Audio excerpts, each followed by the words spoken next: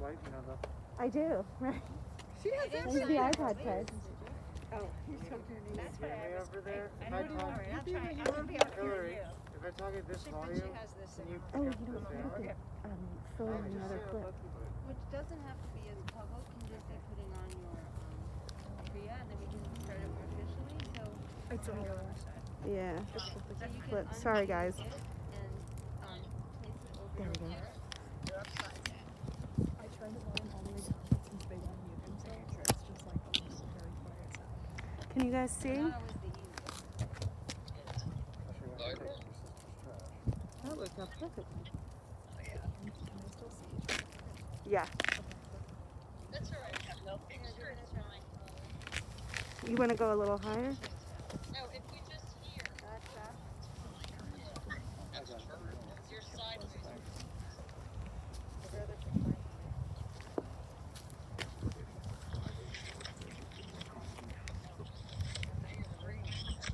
So you're wearing these over your heart, and in a moment you'll be making a kriya, making a tear, because it's a symbol of tearing something. Your life has been torn apart in a way, and you're making a physical representation of that, a kriya, a tearing that symbolizes the big change in your life, and making you the status of a mourner. In this case, one who has lost their parent. So as you're ready, you can take your hands to the bottom of it and rip it, and then I will repeat something, say something to you, and you should repeat after me. Adonai Natan, Adonai Lapach, Yehi Shem, Adonai Mevorach. God gives and takes away. God gives and takes away. Blessed be the name of God. Blessed be the name of God. Baruch Dayan HaAmetz. Blessed are you, Adonai, our God, Judge of truth.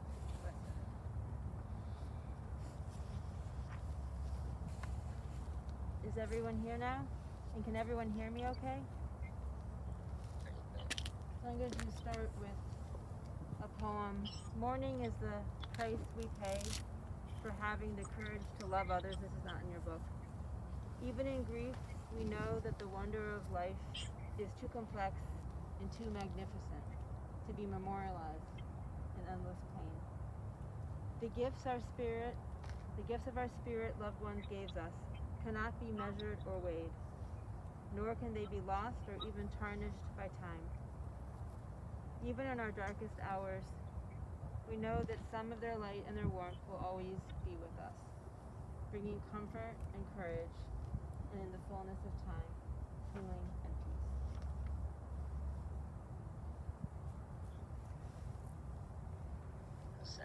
We are here today remembering Phyllis Barg and joining our hearts together, giving each other comfort and strength. And we'll begin our service today with psalms, ancient psalms from the Tanakh, linking Phyllis's life with the people of Israel and the eternity of God.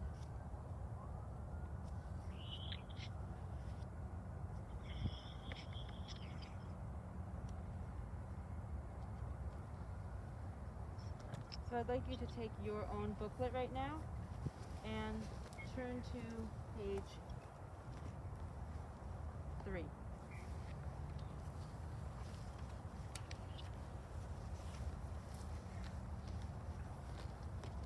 Before we go to a song proper, we're going to move to a song by Hannah Stanish. And this is a song that helps us to remember the beautiful, eternal things in life, even at this time of death, many of which I know you'll be taking with you for the rest of your life. Eli, Eli, shelo yigamer le'olam, hachol ve'hayam, rish rush shel hamayim, berak hashamayim, tfilat ha'adam, hachol ve'hayam, rish rush shel hamayim, berak hashamayim, tfilat ha'adam. My God, I pray that these things never end. The sand and the sea, the rush of the waters, the crash of the heavens, the prayer of the heart, the sand and the sea, the rush of the waters, the crash of the heavens, the prayer of the heart. We turn to the next page, page 4, where we see two excerpts from Psalms. Esa enai el hehaim, me'an yavo ezri me'em Adonai, oseh shamayim va'aretz. We can read this English together. I lift up my eyes unto the hills. From where does my help come? My help is from the unseen one, the maker of the heavens and the earth. This next psalm is a beautiful one, part of Psalm 90, reminding us that life is fragile. We're not here forever, and that losing a loved one who lived life as fully as Phyllis did is a reminder for us to continue to stay present in our own lives and treasure each day. Limnot yameinu, limnot yameinu, limnot yameinu kein hoda, v'navi levav chochma. Limnot yameinu kein hoda, v'navi levav chochma. Teach us to treasure each day. Teach us to treasure each day, that we may open our hearts to your wisdom. Oh, teach us to treasure each day. Limnot yameinu, limnot yameinu, limnot yameinu kein hoda, v'navi levav chochma. If you look up on page 5, you'll see words from Kohelet, from Ecclesiastes. Let's read those words together. For everything there is a time, for every desire and opportunity beneath the heavens. A time for giving birth, a time to die. A time to plant, a time to uproot what is planted. A time to break, a time to heal. A time to weep, a time to laugh. A time to mourn, a time to dance. A time to seek, a time to lose. A time to keep, a time to throw away. A time to tear.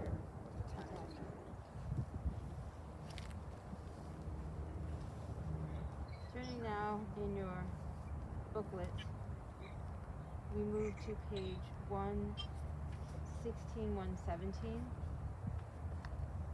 This is Psalm 23, and there's many translations that you may have heard through the years, so this one might be a little different to your ear, but it still is here to help bring some comfort in a really sad time. So let's read the English together, and then I will chant it in the Hebrew. If anyone knows, please join in. 116. A Psalm of David. The Eternal is my shepherd. I shall never be in need. Amid the choicest grasses does God set me down. God leads me by the calmest waters and restores my soul. God takes me along paths of righteousness in keeping with the honor of God's name. Even should I wander in a valley of the darkest shadows, I will fear no evil. You are with me, God. Your power and support are there to comfort me. You set in front of me a table in the presence of my enemies. You anoint my head with oil. My cup is overflowing. Surely good and loving kindness will pursue me all the days of my life, and I shall come to dwell inside the house of the Eternal for a length of days. Mizmor leDavid, Adonai roi lo echzar, b'ilo deshen yarbitzeni, al mei menuchot yanachaleni, nafshi yeshoveh. נפשי ישובע, ינחני במעגלי צדק למען שמו, גם כי אלך בגיא צל מוות, לא ירא, כי אתה עמדי,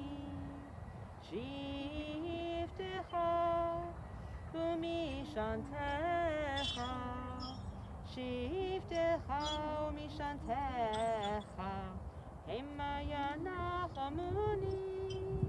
תערוך לפני שולחן, תערוך לפני שולחן, תערוך לפני שולחן, נגד צוררם. דשנת בשמן ראשי, דשנת בשמן ראשי, דשנת בשמן ראשי, כוסי רוויה.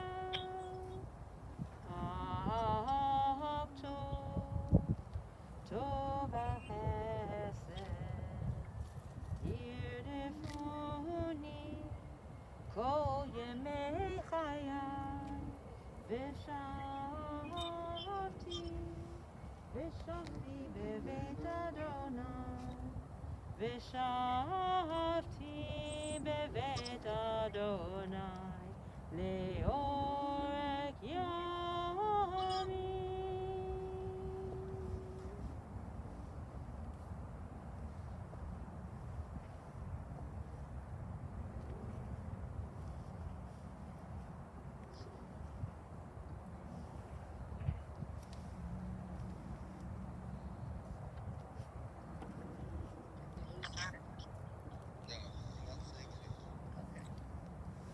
God heals the brokenhearted and binds up their wounds.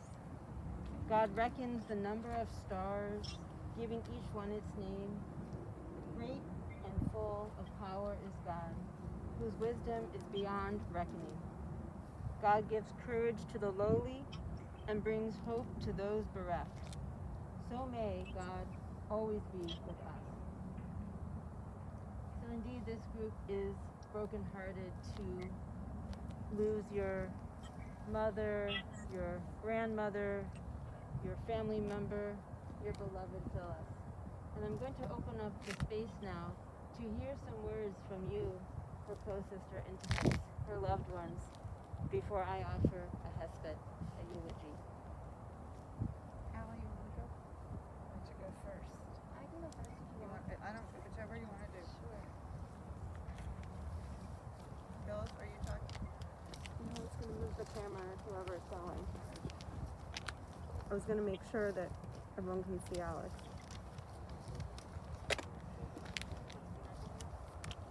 Can you guys see Alex okay? Can Alex do, can she take off her mask, Rabbi, so that are you far enough away? Am I allowed to come in? I'm going to ask you, so you can go. I think you can, honey. Grandma, I really miss you already. I was waiting at Walgreens on Wednesday night and took out my phone to text you. You were my person, and it only recently dawned on me that you wouldn't be here forever. You always joked that we would call you when we were on our way home, on our way somewhere or driving back home, and you had to stay on until we got there safely. Calling you was better than listening to any song or podcast, especially after a bad day of work. You remembered everything I told you from the last time we spoke. How was this project at work? Did you go on another date with that guy? How did the pasta you cooked turn out? You love me fiercely, and I'm so lucky I had someone like you in my life who was always on my team. Mom and Dad used to make jabs that I was little Phyllis, and to be honest, I hope I am. I hope I live my life with as much love, grace, respect, curiosity, and open-mindedness as you did. There is no one who has been more of a role model for me.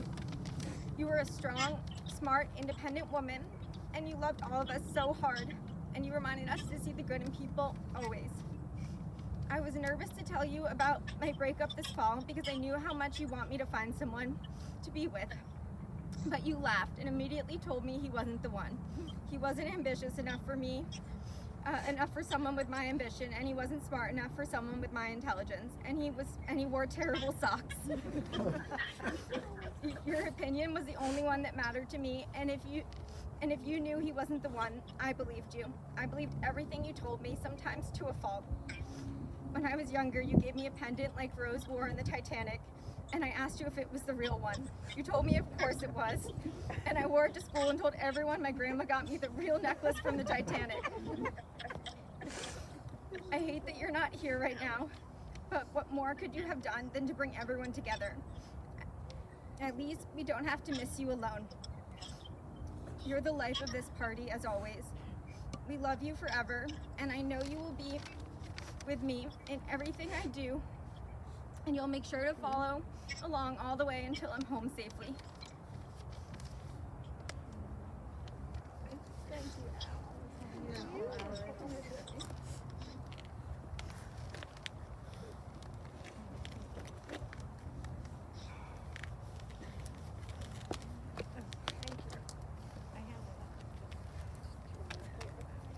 Okay.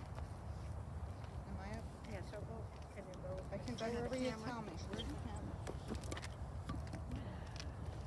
Okay. That's what I was thinking. I've given considerable thought to Mommy's legacy. In the last couple of years, I've realized that she gave so much more than I can adequately articulate today. And it's interesting because we didn't discuss what we were saying, and a lot of the same adjectives came out for me. Fiercely loyal, fiercely proud, especially of her family. She was politically active from an early age and a true believer in equality and rights for all people. She taught me to speak out against injustice, not only in word, but in deed. At 88 years young, she combed the mean streets of Palm Beach County with any cronies she could recruit to register voters for Hillary Clinton, culminating in a trip to the OR, misdiagnosed by the paramedics as a heart attack. Her doctor told them, hand her the phone. She got on the phone and he said, Phyllis, it was a panic attack. Stay off the streets, stay off of MSNBC until after the election. And she was a true Democrat with a small d. She put her money where her mouth was, and every one of us can attest that she literally sent donations to every Democratic Senate candidate, and of course Joe Biden. Every time Trump did something she didn't like, she sent another $5 to Joe Biden. Her last wishes were, in no particular order, to live to see Biden defeat Trump, and to dance at a grandchild's wedding, and hopefully have great-grandchildren. I'm certainly glad she got one of them. Rest in love and peace, Mommy, I love you.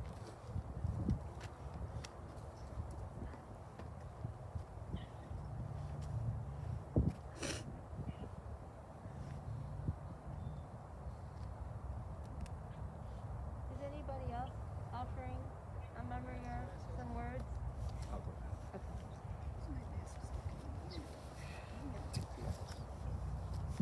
I want to talk about Phyllis and Harold, because their most profound accomplishments were together as parents. Parents to their children, grandparents, parents-in-law, niece and nephew.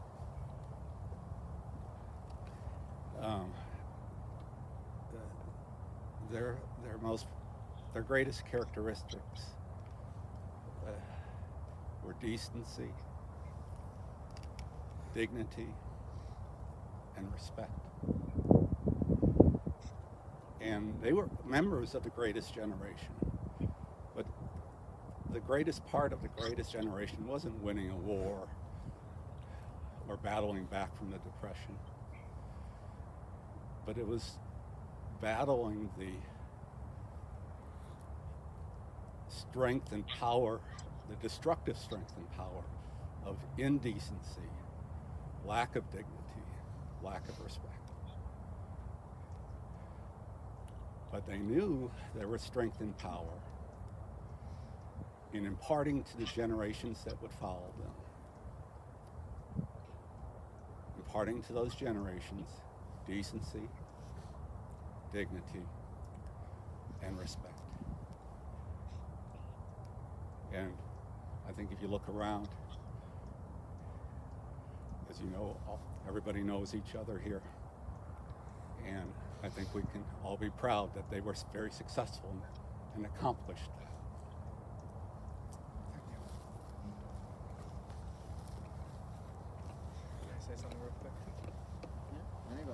Yeah. Yeah. So, I didn't write anything, but just the one thing that stuck out to me about Grandma was no matter what, she was always proud of us and she cared more than anything. I, like,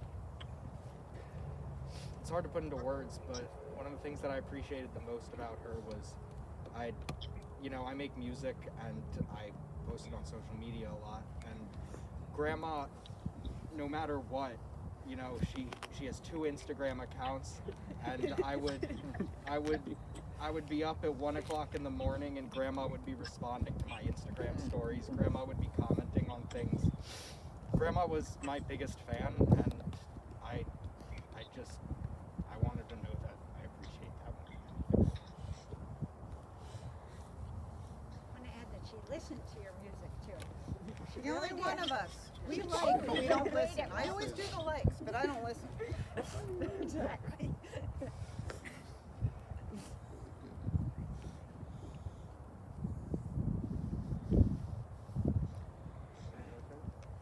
I just, I can stay here. I just wanted to share just a little story, something that my mom used to do for me when I was in school. She would make my lunch every day, and she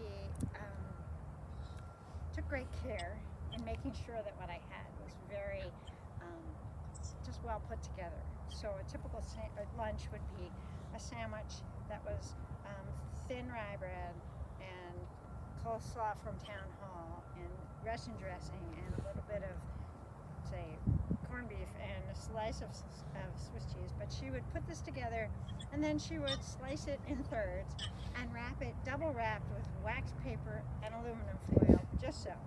So here I am, this middle school or junior high school. I sit down at the lunch table with my friends and they give me grief because my mother made me this like exquisite sandwich, which I loved, but it was a little embarrassing. So I just want to say whatever she did, she took great care to make sure it was just right. It was, what she wanted it to be, and she just wanted you to have the best experience from it. I love that.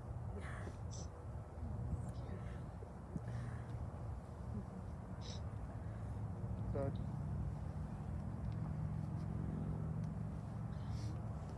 I thought because I gave my father's eulogy, I'd get out of having to say anything here, but I kind of feel like, yeah, no, you guys did a great job.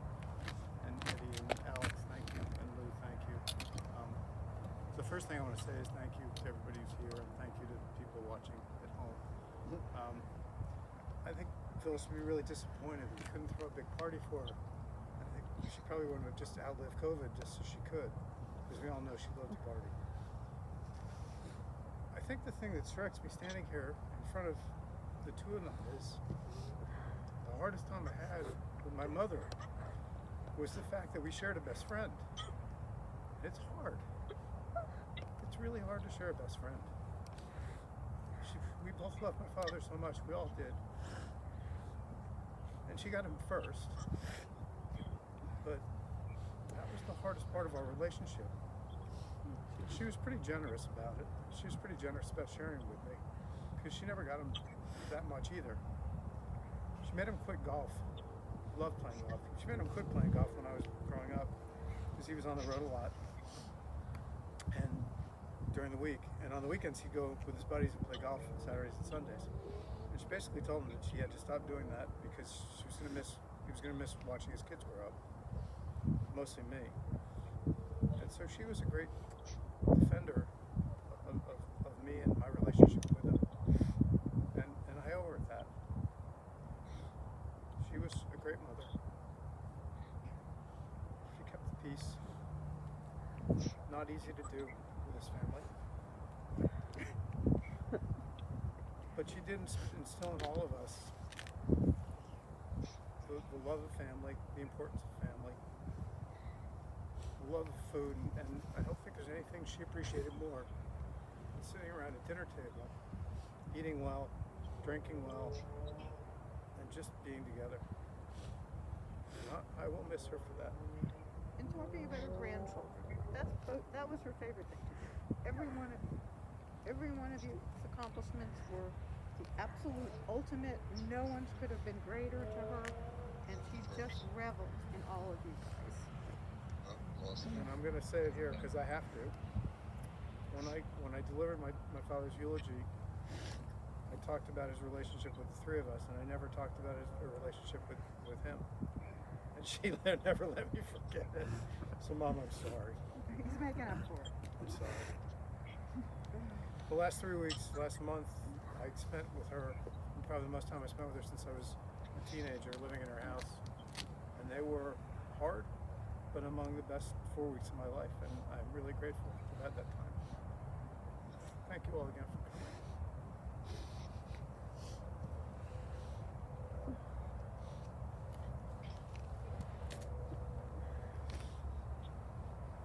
Somebody else? Rabbi, back to you.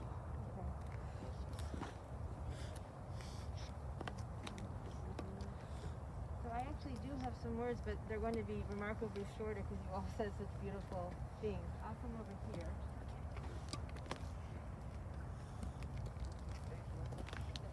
Get out of the way. Exit stage left. Can you hear me okay? Yes. Yeah?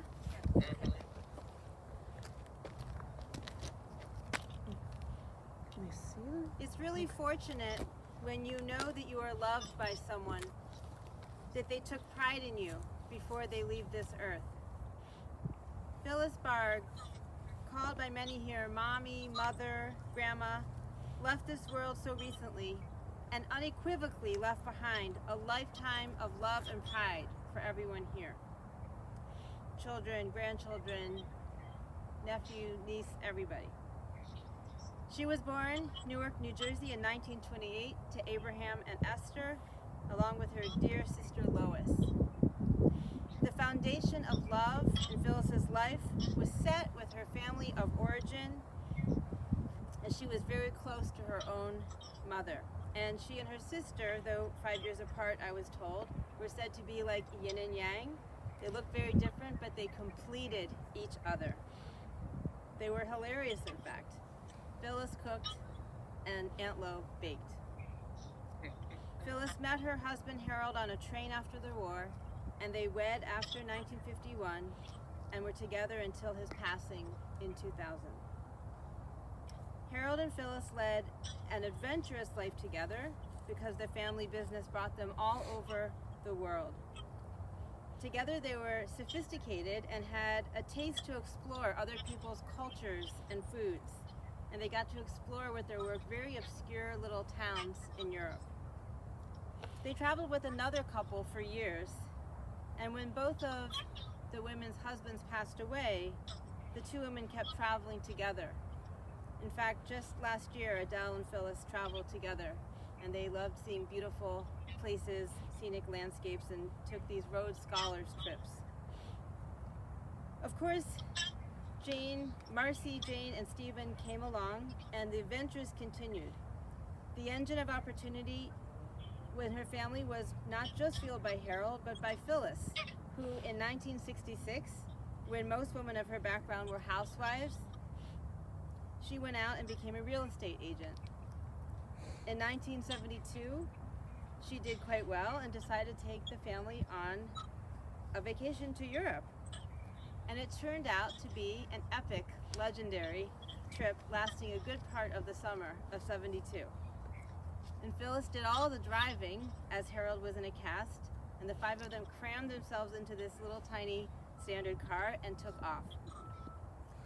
It was the last time as a family of five that you took a trip together, as if somehow Phyllis intuited that it would be. She had the vision, she made it happen, and the stories will continue, especially from Stephen, who just heard even more of them and was fortunate enough to spend these few weeks together with her. The adventures didn't stop with Phyllis's family of origin. They even found her at times. Marcy remembers that when her dad was on business, Marcy and Mom dropped him off at the airport, and Jerry Lewis from her childhood was there. And he screamed, "Phyllis!" at the airport. And he was so excited to see her. Grandma's adventurous side came out with her grandkids, obviously, with Hillary, Michael, Alex, Max, and Eddie. She went along to Imagine That. She went to Mars 2112. She, at 91, went to a nightclub with Michael in Palm Beach. And as Eddie said, she was your biggest fan on Instagram. I kept hearing the word, when I talked to the family, fiercely loved. I kept hearing that again and again. Was fiercely proud of, fiercely loved her family. And in fact would talk about it to everyone, including me, because I had the opportunity to meet her at the shul a few times, and she was indeed very proud of her children and grandchildren.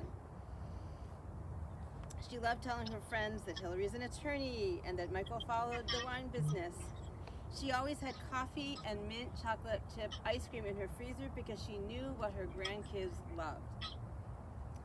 Phyllis had a way of making people feel like family, turning them into family. Each of the adult kids, you have friends who thought of her as a surrogate mother. Marcy mentioned that she never treated the spouses, Lou, and Carolyn, any differently than the other kids. It was the good, the bad, the worst. She loved you as your own, and you loved her back. She recognized that Michael was the one for Hillary right away and included him in the family with open arms. Another person Phyllis loved was Purity, who has provided strength and given love to this whole family during this very difficult time, easing the anxiety. Aside from all the people that Phyllis loved and having the best family, she had a love affair with New York. It's not just a city for her, but a way of living. She only lived there for maybe 6 or 7 years, but she considered herself a New Yorker. Manhattan was the center of the universe. Everything there was the best. She brought her kids there on Sundays and would pre-pick the Chinese food places and meals that she have, sharing her city and expanding her kids' horizons. During her years in Florida, she still yearned for the place. She continued to do her New York Times crossword puzzles, of course with her mechanical pencil, decades after she lived there. There will be so many things that you will be reminded of in life. Meatloaf for one, like Max said. Homemade vinaigrette. Justice. When you stand up for what is right, when you speak out against prejudice, your mom and your grandma will be with you. She knew how to use her mouth when defending the right thing. She knew where to tell you to go if you dared to peddle in racism. She had respect for everyone, regardless of skin color, money, status, and she gave you the gift of her values. She walked the walk. When you vote, again in the future, Grandma will be proud. You'll never forget, like someone was saying, that at 88, she was out there on the streets getting her friends to vote. That's a real legacy to be proud of. You helped her to live her dream to see Biden get elected, and she was so proud. Jane recalled that if something was really getting to her and she was upset, her mother would say, "What's the worst thing that could happen?" If you just put it out there and look at it, it becomes less huge, more manageable. Advice which has really turned out to be a gift. Every one of you here today has stories of things you received from Phyllis that are a gift. Some of these gifts live in your heart as the love felt from her, knowing you were loved and cherished so deeply. Some of the gifts will arise in your actions as your legacy, in what you do for the rest of your life, inspired by her. Zichrona Levracha. May Phyllis Barg, Chaya Perel Bat Avraham ve'Esther, may her memory forever be for a blessing.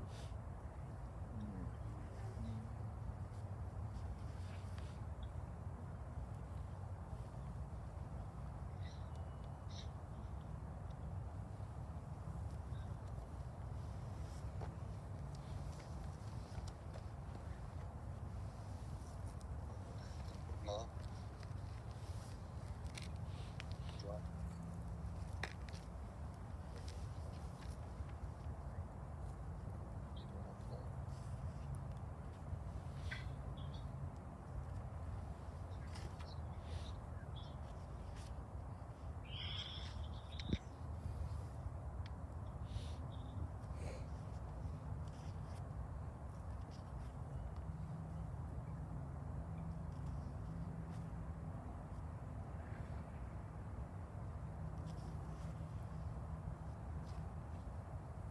I'm turning now to the very ancient prayer called El Male Rachamim.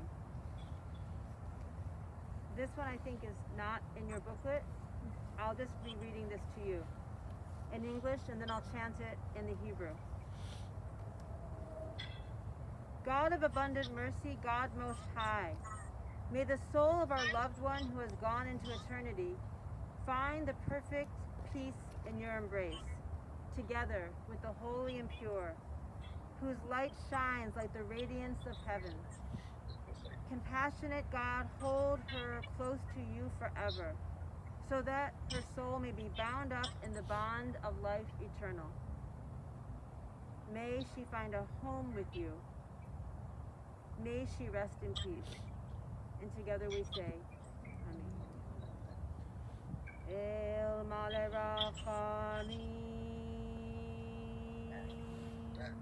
Shochen Bamromim, Hamesei Menucha Nechona, Tachat Kanfei Hashchina, Im Kedoshim Utehorim Kezoar Harakia, Mazirim, Et Nishmat Chayachel Bat Avraham Yaseh, Shalacha Leolama, Baal Harachamim, Yastireha Vesetek Nafav Leolamim, Yitzro Mitzror HaChaim, Et Nishmato, Adonai Hu Nachaleta, Vatanuach B'Shalom Al Mishchava, V'nomar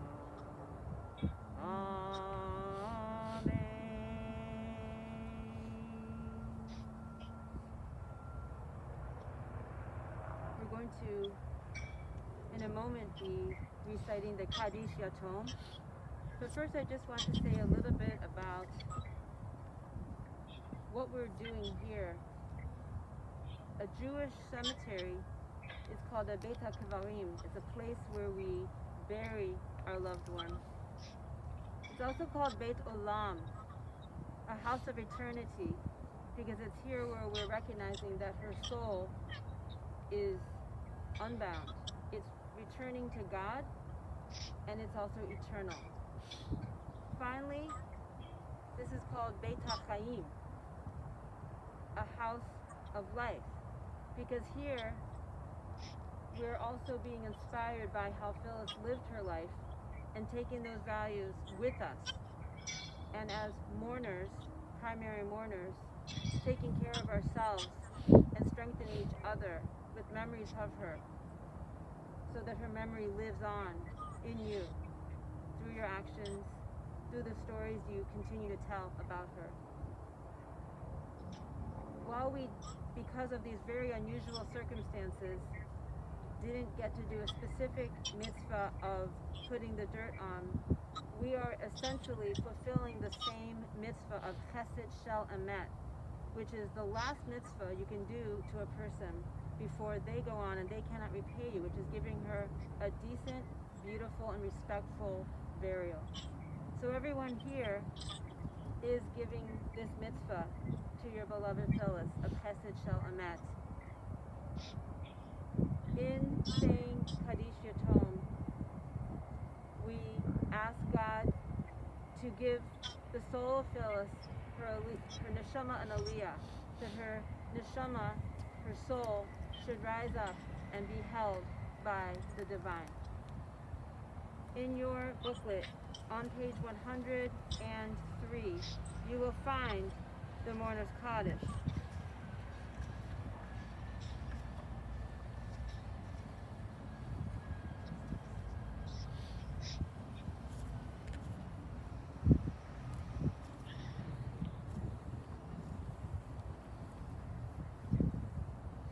Yitkadal v'yitkadash shemei rabah. Bi'alma dibra kirotei bi'amli ma'achutei. V'chayechon u'vyomechon u'chayei d'chol Beit Yisrael Ba'agala ubizman kari vimru amin.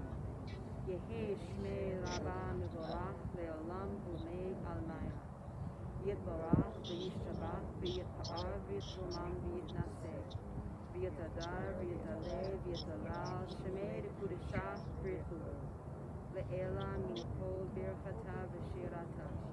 Tushbechata v'nechamata da'amiran v'yalma v'yimru amin. Yehi shlama rabba mim shamaya.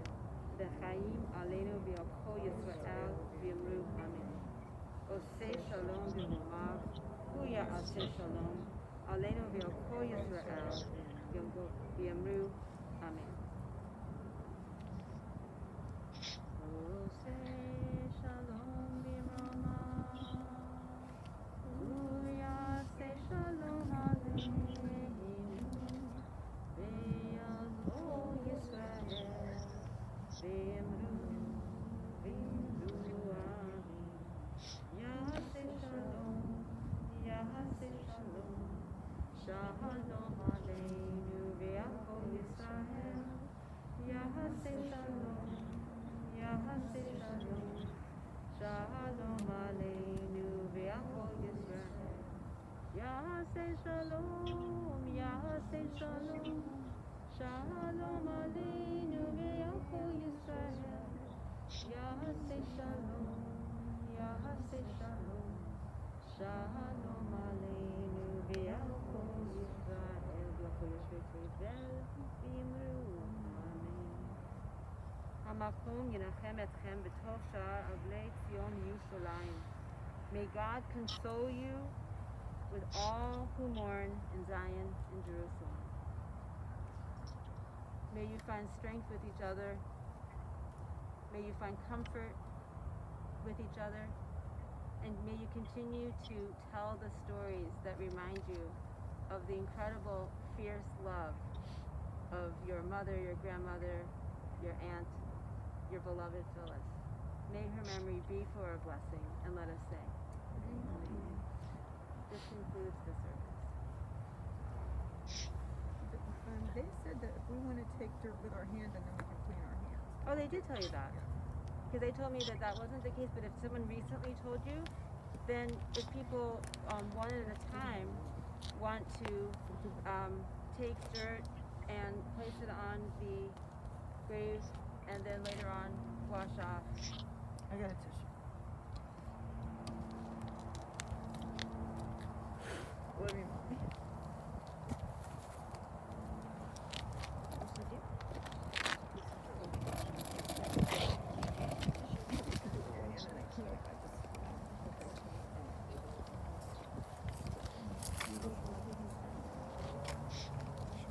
Do we want the dirt, or should I stop the film?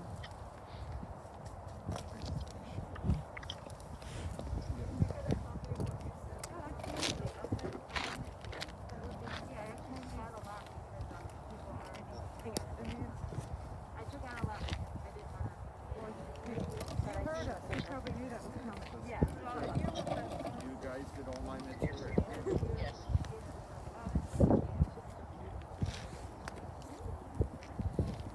We were blessed with a beautiful day. We were. It's amazing. Yeah. If I had known this, I would have put a nicer outfit.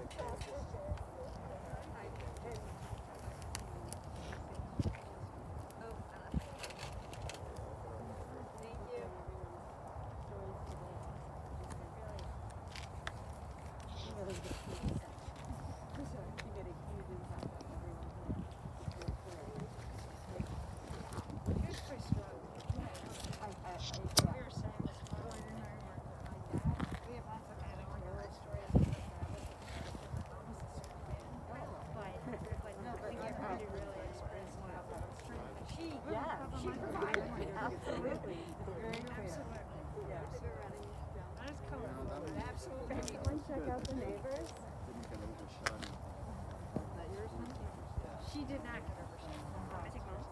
She had her own Yeah, I can spot. really hear that through all the stories. But I do think